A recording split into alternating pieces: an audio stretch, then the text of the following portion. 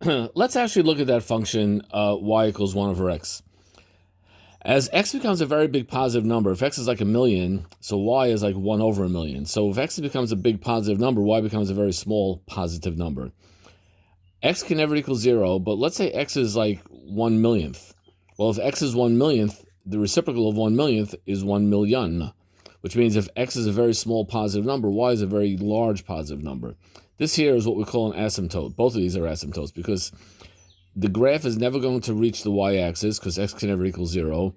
And actually, it's never going to reach the x-axis because y could also never equal 0. Because if x, no matter how big x is, y can be very tiny, but it's never actually going to equal 0. And on the negative side, it's the exact same thing. And this is what the graph of y equals 1 over x looks like. So these are both asymptotes. This is called a vertical asymptote because it's going, asymptote is up. And this is called a horizontal asymptote. The asymptote is going horizontally. Suppose we look at a function y equals 2x plus 1 over x minus 3.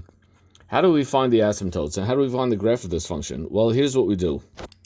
The horizontal asymptote is at y equals 2. And the vertical asymptote is at x equals 3. But how did I figure that? Where did I get those numbers from? Well, I'll tell you right now. I got this because it fits into the famous rule.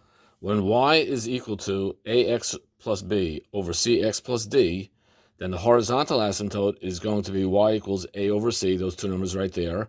In our case, it was 2 over 1. That's how I got 2. And x equals negative d over c. Y, in this case, that would be positive 3 over 1, which is the 3 right there.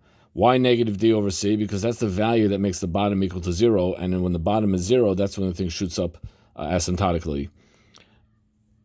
So, for example, if y equals 2x minus 7 over 3x plus 5, the horizontal asymptote will be y equals 2/3. The vertical asymptote will be x equals negative 5/3. Yay!